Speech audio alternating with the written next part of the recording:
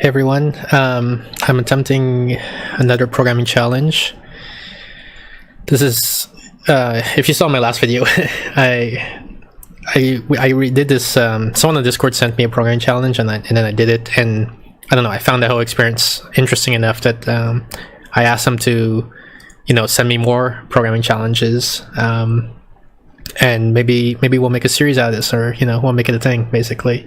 So this is the challenge they sent me. Says here, good morning, here's your coding interview problem for today. This problem was asked by Twitter. You run an e-commerce website and want to record the last and order IDs in a log. Implement a data structure to accomplish this with the following API. Record the order ID, add the order ID to the log. Get last I, get the ith last element from the log. I is guaranteed to be smaller than or equal to n. You should be as efficient with time and space as possible. So I'm not going to jump into coding right away. First, we're going to do some analysis here. So like this whole e-commerce website stuff, that's all fluff, right? Like this is the core of the question. This is what matters. And interestingly, it sounds like they're interested in time efficiency and space efficiency. So when they say that, when they say, okay, you need to be time efficient, space efficient, the first thing that I ask myself, at least, I was gonna say the first thing one would ask themselves, but maybe that's not true, maybe it's just me, is, okay, so can we do this in O1 in constant time, right? So what data structure can we implement with this API and both operations are O1 is the goal? Is that possible? And I don't know, like I don't have tips for figuring out the data structure. It's just from seeing these two operations or methods on the API, the thing that, like the idea that jumped in my mind is a circular buffer. We have some fixed size, n. So that's going to be the size of the circular buffer. Adding an order to the ID would be basically writing that order into the current cell of the buffer, and then like incrementing the pointer of where the top of the buffer is, or the end of the buffer, whatever you want to call it, over one spot. And get last I would be basically reading out the appropriate cell from the circular buffer. And I think both of those operations would be order O1, constant time. So I think that's the data structure we want to implement, circular buffer.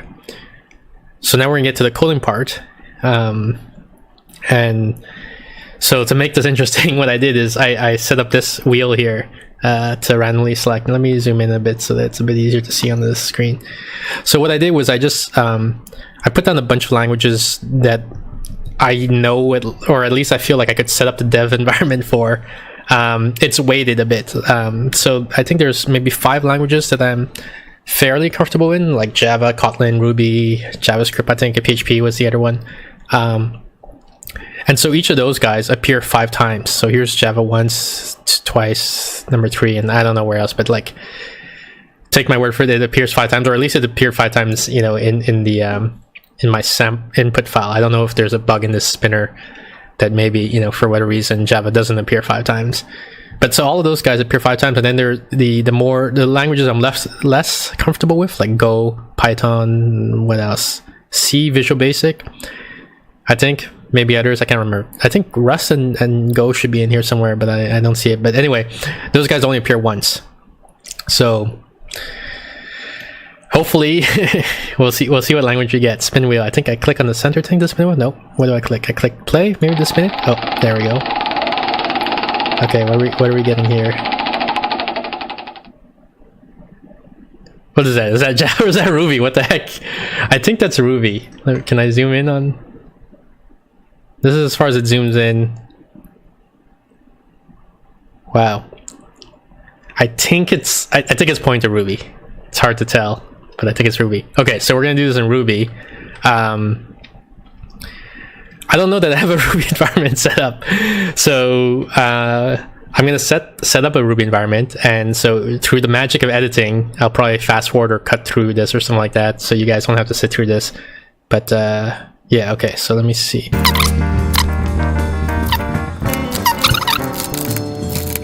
Okay, so as you guys can see, it looks like I have a quote-unquote a Ruby environment set up in my VirtualBox here. So let's get this started, I guess. So I'm gonna do, what do we kind of call this? Called last in orders or something like that.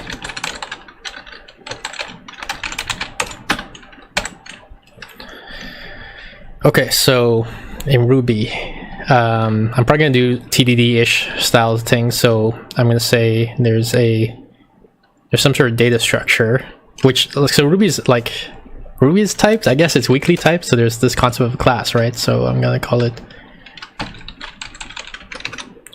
What am I gonna call it? Orders. I believe.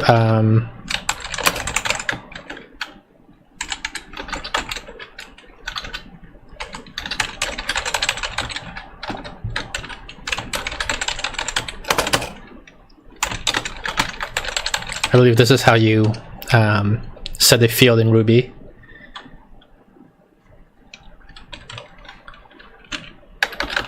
And then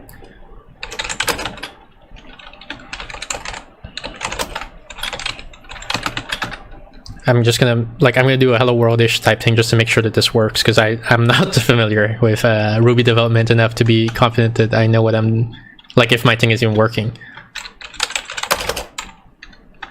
Is it like this? Is this how you create an object in Ruby? Circular buffer size 5.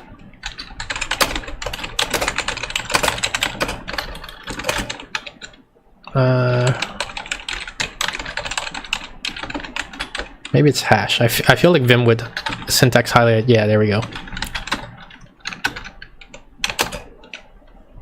If I had the syntax correct.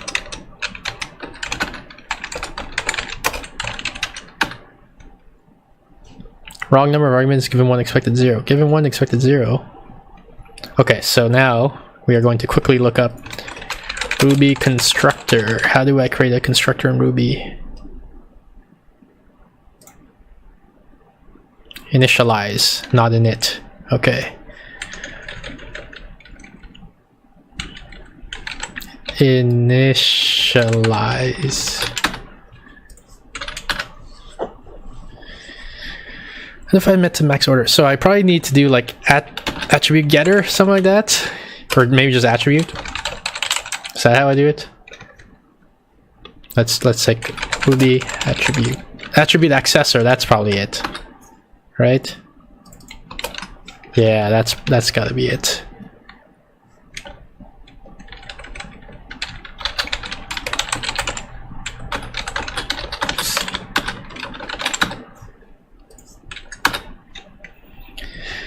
Undefined method max orders. Why? Okay, so that's not how you do it. So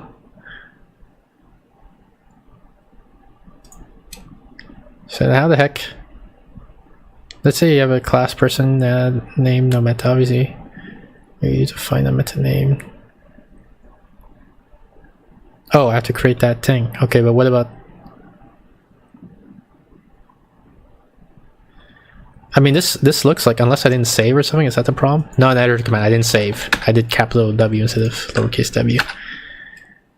Okay, yeah. So now, so we've managed to create a class and we've managed to set a field on it. How to create an array in Ruby?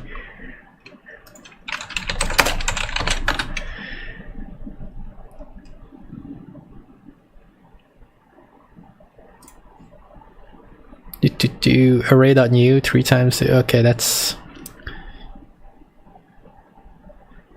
Don't tell me arrays are actually like linked lists or some crap like that. I want a fixed size static array because I want accessing the array to be O1.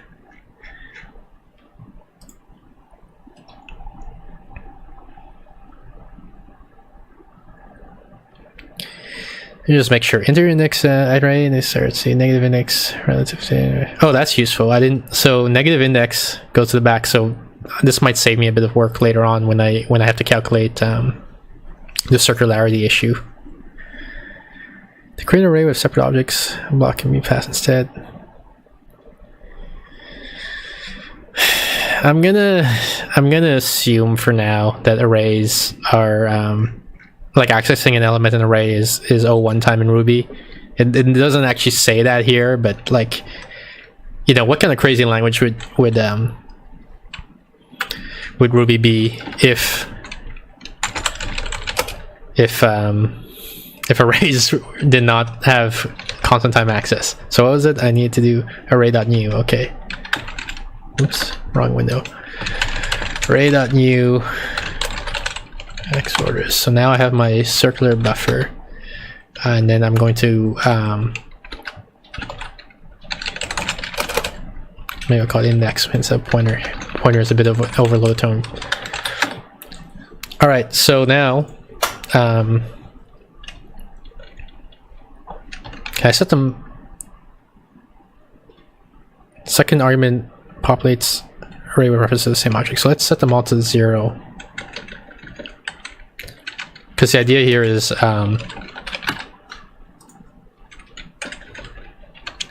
and I guess for debugging purposes, I'm gonna let myself print out the content of the buffer, and I guess might as well at this point print out the I misspelled something. Print out the content of the index.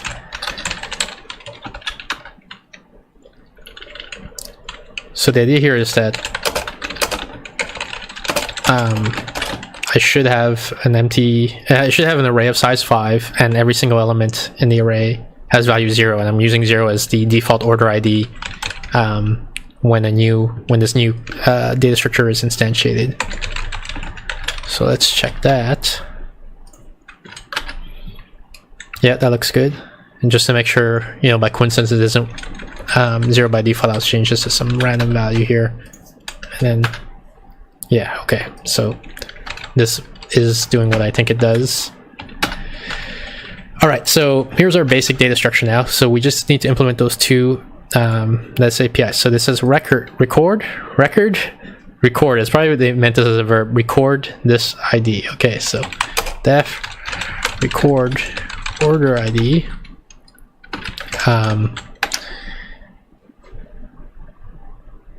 Actually, now I'm curious. What happens if I go off the edge of the of a buffer? Is Ruby gonna grow the array, or is it gonna throw an exception, or is it gonna?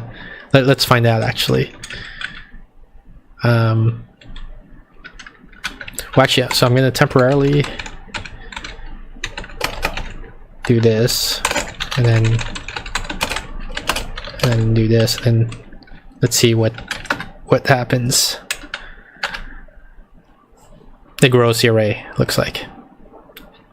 Okay, so that's kind of crappy, because it means like if I have a bug or something, it might be harder to catch the fact that the array grew. But I guess I'll just have to be careful. All right. So what happens when we record the when we want to record an order? So I think how the convention we use is index is going to point into let me think about this. Index points into, I think, the most recent valid cell in the circular buffer. The reason I'm doing that like that is because I'm thinking ahead of the iter method. And in fact, let's implement the iter method first, because I think it's a little bit more intuitive that way. So what was it called? Get last I.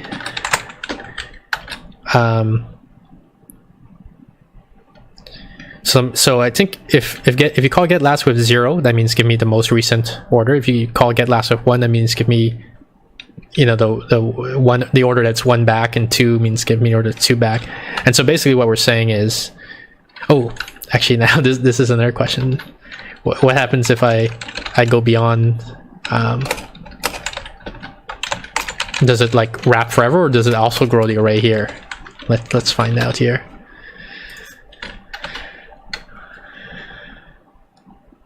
In this case, it errors out. Okay. You know what? Maybe I won't rely on the fact that Ruby automatically circularizes the index. What I'm going to do instead is I'm going to do it manually. I'm going to treat it like Ruby, as if Ruby were like any other language, like Java or JavaScript or whatever, where if you put a negative index, that like we're just not going to use a negative index. We're going to do the index computation ourselves. So the idea is, given an I want to, how do I call this? I'll do a buffer offset. It's going to be, it's whatever the at index is minus I, right? So like the index is pointing to some cell, which is like the most recent valid cell, or the most recently set cell, I guess you could put it. And then so if you request 0, meaning the most recent one, so that guy minus 0 is that guy, so that's, you know, that's the cell you're going to get, you're going to read out of. I feel like maybe it's clear. I don't know if I'm being clear. Maybe it's clear if I draw diagrams. Do I have like paint.net or something like that?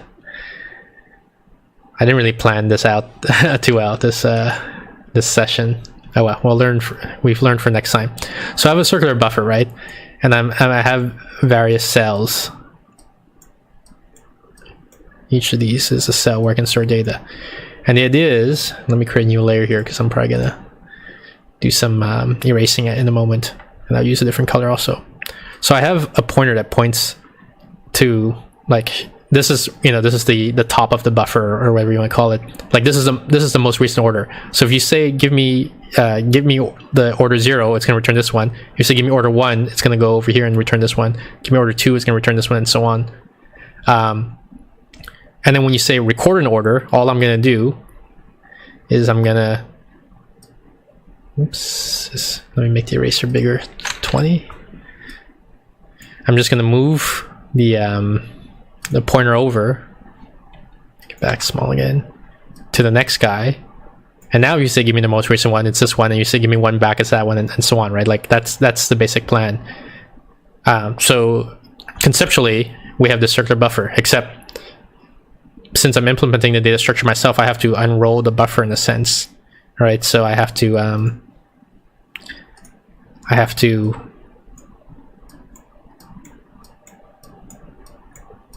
unwind the buffer like this, and so there's the index relative to this guy, and that's what I'm calling, like, whatever offset. What did I call it? Buffer offset. I misspelled offset. So yeah, so this being 0, this being 1, this being 2, and this being 3, and so on, is the input I. From that, I'm going to compute some value.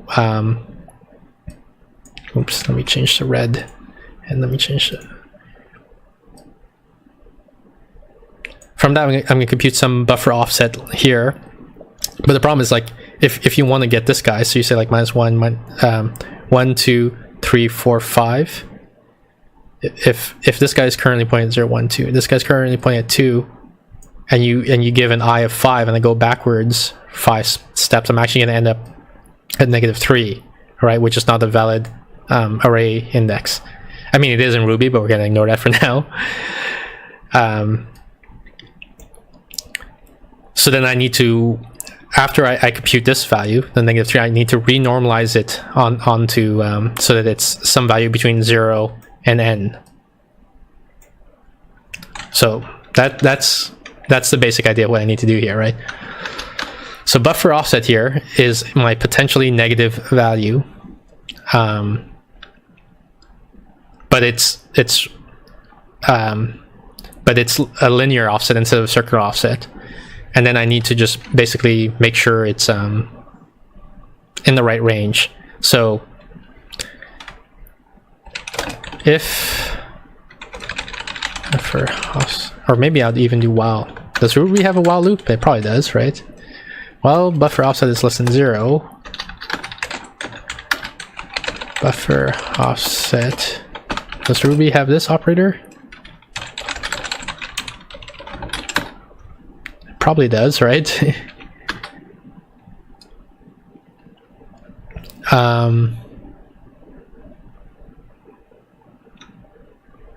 Okay, so I think it's been normalized now, and then I think I just return.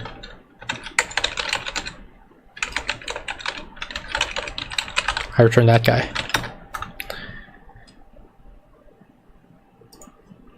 So if I just for to temporarily test that get last works. 0 is already 0, so I set this guy.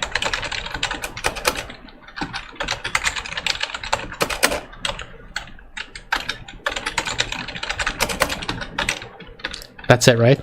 Yeah, because I said 5.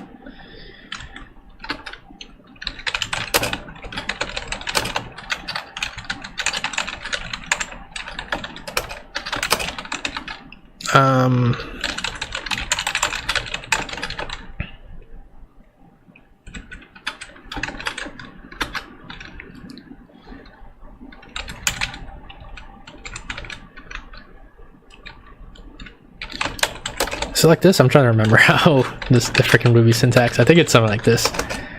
If I want to iterate over.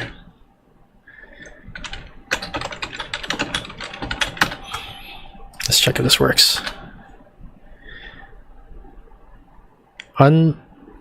Okay, so maybe I need some parentheses or something. I'm pretty sure this is 0 dot dot 5 is how you specify a range, and then I want to iterate over the range. I think this is correct. Yeah. So right now the index is pointing here at 0. So when I say get last 0, it returns this guy. When I say give me the one earlier, it's this guy. So it looks like get last here works. So now all I need to do is implement the record method. So what is record going to do? So I know that the index is currently pointing at a valid order, so I need to increment index, right? But then I don't want to grow the array, so now I need to make sure that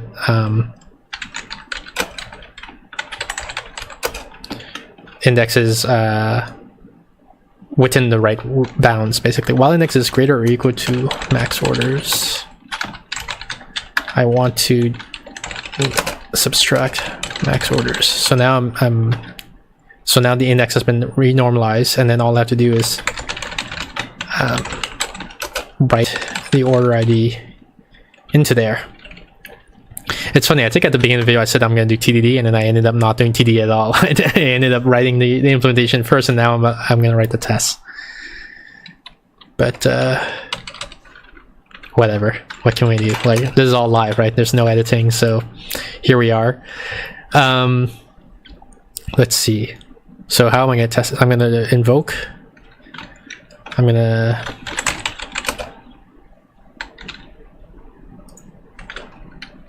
let me get rid of this thing where I put garbage data into my buffer for testing purposes.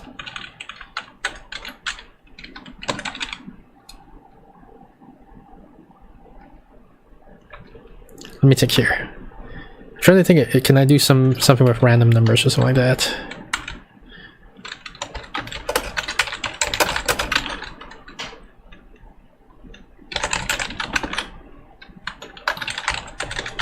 Yeah, so 10 times what I'm going to do is I'm going to just generate a random order ID.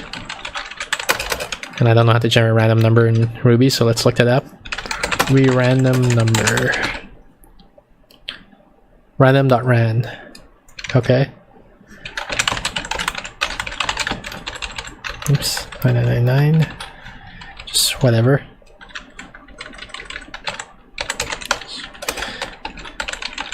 Searching order ID.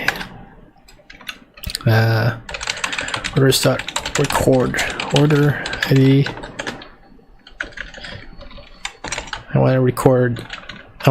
For debugging purposes, I'm going to dump the buffer contents, and then I'm going to do this thing so that I make sure that get last is doing the right thing. And let's execute this to be sure. That's a lot of output. Let me change it. Maybe I definitely want at least 5 because I want to go around the buffer. Well, you know what? No, let's just look at this output to make sure. Okay, so we have a n is 5. We set the max buffer to 5, and it starts off empty, right? And if I say give me the current order, give me the previous order, the order before that, give me the order before that, and so on there. It's all 0. That looks correct. Then we insert this order 2396. So now the buffer looks like this. I said give me the last order, meaning give me the one that just happened, 2396. Everything else is 0. Oh, this looks like a bug. Or is it? No, I think I went too far. So this should really be 4, 0 to 4, off by 1 error. So our buffer is size 5, and so they are index 0, 1, 2, 3, 4. Let me just rerun the test to get the new output. And so if you say get last 5, that violates one of the assumptions that the problem gave us, right? It says it's guaranteed that I is smaller than or equal to n. Interesting. So maybe they intended to be index 1 index instead of 0 indexed, right? If they say like guess last 1, it means give me the first, like the current guy. 2 means give me the guy before that. Yes, but when they say smaller than equal, I guess that's what they intended.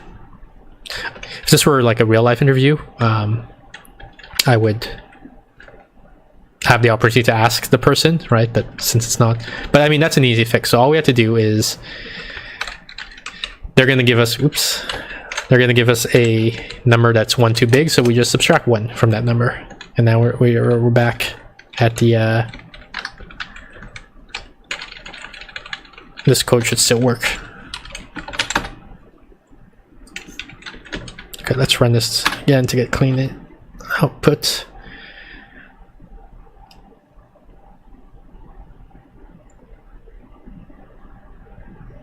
It did not work. Why did it not work? Hang on a second, I'm trying to mute so I can cough. Okay, the reason it didn't work is because I subtracted 1 from the wrong thing. I don't want to subtract 1 from the index. I want to subtract 1 from the input that they give me. So this is what I want to do.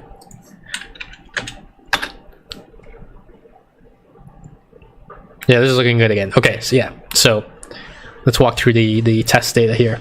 So start with a buffer size 5. It's all empty. If you ask, give me the first order, the second order, third order, it's all zeros. That's correct.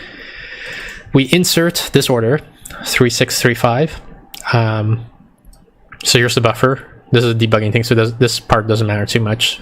This is useful if something weird happens and we need to debug, but for testing whether or not this implementation works, we don't care about this one too much. So after we say give me the most recent order, 3, 6, 3, 5. That's correct, and then these are all empty, which is also correct. Okay, now we're inserting in 3, 4, 4, 1. Give me the most recent order, 3, 4, 4, 1. Yep. Give me the order before that, 3, 6, 3, 5. Yep, looks good.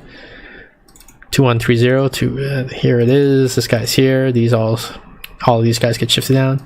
5, 6 is 4. 5, 6 is 4. Okay, so now for the next interesting thing. 3, 1, 1, 5. So what I expect to see is 3, 1, 1, 5 is here, which is correct, and then all these guys get shifted down, which looks right. And then the last guy just gets dropped off, which is what happened. So now I'm going to look at, then we insert this guy, so that's here. This guy got dropped off. Yeah, so it looks like it works. So I think that solves the this programming challenge. You should be as efficient with time and space as possible. So putting aside the fact that we chose to do this in Ruby, right? Like it might be more efficient in time and space if we did in assembly or whatever, right? Machine language. But if we put that aside, this is an O1 solution, an order 1 solution.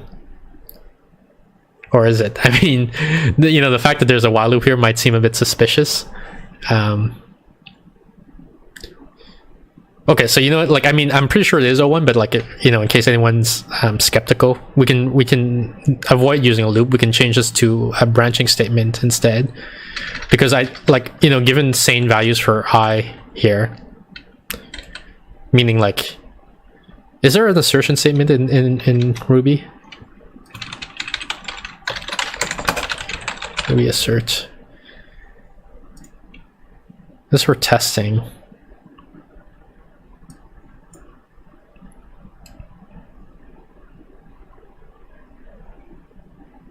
This is idiomatic. Okay. So we can say I must be between 1 and max orders with an at for attribute, I think. with it was I, unless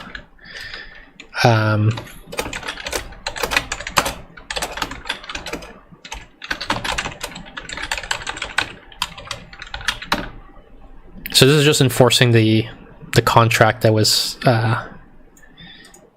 mentioned here. I mean, it's a little bit stronger than the contract mentioned here, in that here they're saying I can be infinitely smaller than 0. Oh man, okay, I'm trying to take. Is there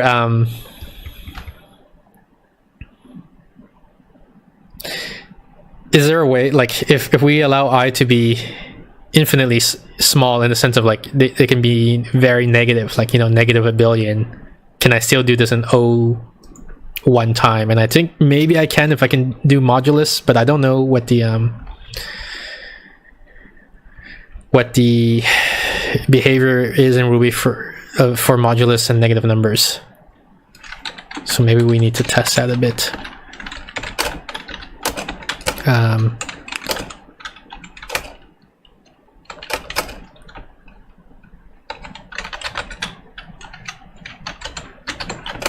And, you know, is percent even the symbol for the operator for modulus in Ruby? Let's check.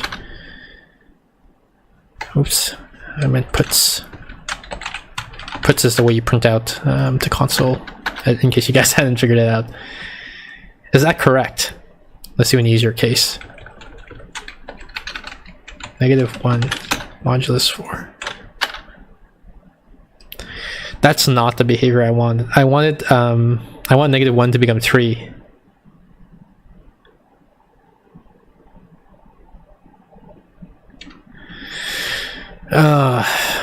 This is annoying.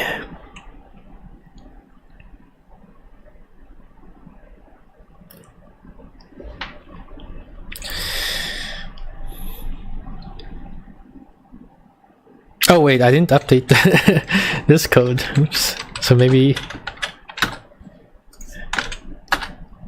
it is 3. Oh, perfect, sweet. Okay. So yeah, so it looks like the modulus operator in Ruby always returns a positive value. So that does do exactly what I want, I think.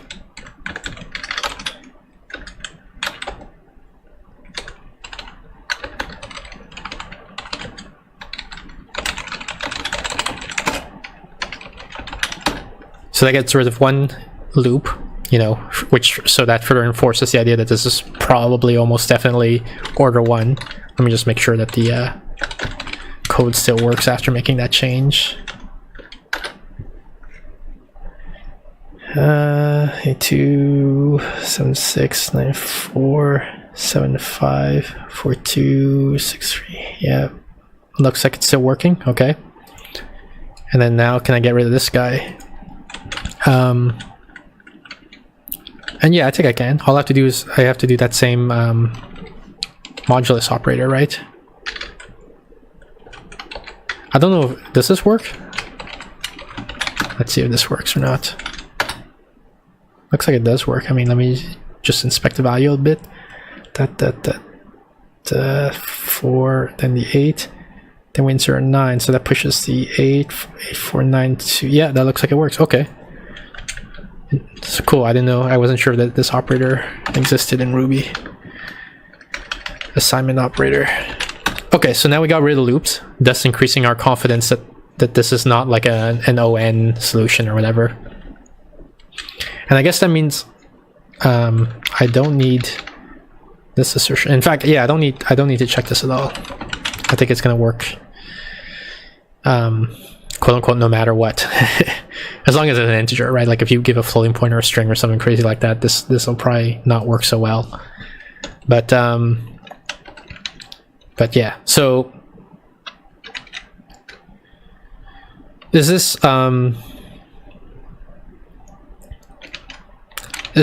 O1? Pretty sure incrementing is O1. Modulus is probably O1. I actually don't know how modulus is implemented as a CPU instruction. I mean, it would not be O1 if order IDs were like big ints, right? If they were arbitrary size integers. like meaning like integers with like a billion digits long or something like that. But or sorry, not orders ID. If n, like the max orders, or if I were big ints, like if you said I want to keep track of, I don't know, the last Googleplex orders, then probably performing a modulus or even performing addition is probably not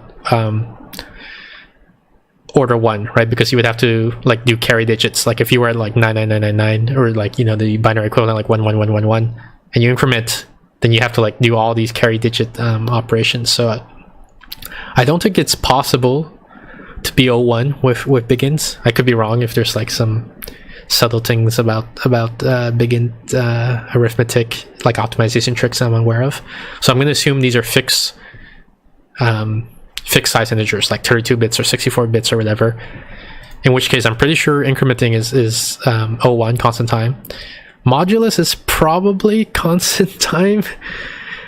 Well, yeah, I mean, so being a bit pedantic here, like if the input is fixed size, like if we know it's 32 bits or it's 64 bits, then modulus is going to be constant time. It's going to be capped because the size of the input is capped. Indexing into array, I'm just assuming / hoping that in Ruby it's constant time. It's constant time in every other language, so I can't imagine it would not be constant time in Ruby. Assignment here, these are all constant time. Subtraction, constant time. Dereferencing from an array, that should be constant time also. So yeah, so I think this is O1 in all operations. As efficient in time as possible. So we're O1, so that's pretty good. Efficient in space. Our space is ON, right? We're like this n. Can you do better than that? I don't think so. I mean, you could do some sort of trade-off with space and time, in the sense that you could maybe you could, like, if n were like huge,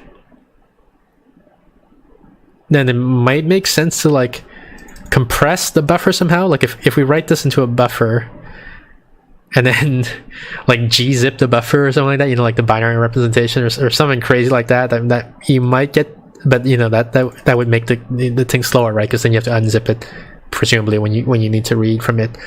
So there's that sort of stuff, but I feel like that's way overkill for what this question probably intends. I don't see. I'm not aware of a trick to get better space than ON. Like I'm trying to think of something like Bloom filters or some crap like that. But I feel like you need, like, if you want to know the last n orders, you need to store the last n orders. I think that's my assumption. I can't. I'm sort of taking it as axiomatic here because I can't figure out how to prove that per se. But I think I believe this is space optimal, at least, when we're talking about big O notation. Like, we can do some micro optimizations here, like maybe like instead of, I don't know, I'm using 3 instructions here at the Ruby level, which I don't know how many instructions that translates to at the machine level. Maybe I could have done it in 2 instructions instead. Like I certainly could have combined these 2 lines together, but I don't know that that's in the spirit of what the question intends either when it says time efficient. And anyway, like it's not practical to do that sort of analysis, I think, at least in Ruby. Like saying, like, is this, like, here I have two subtractions going on, right? So is that 2 instructions operations at the machine level, and then another operation for like the store? It's hard to do that analysis for Ruby because it depends. It could depend, at least, on the interpreter, or that the virtual machine that's running the Ruby code. It would be easier to do that analysis if I had done this in machine language, but here we are. So yeah, I don't know that there's much more to say about this problem. I believe this solves it. I believe this is the optimal solution, at least with the most likely interpretation of the problem. They don't want us to start gzipping or instruction counting or anything like that. So yeah, I think that does it. So yeah, thanks for watching. I hope you enjoyed the stream. I'll post a code somewhere, like probably use a GitHub gist or something like that. Yeah, so hopefully I'll catch you guys next time.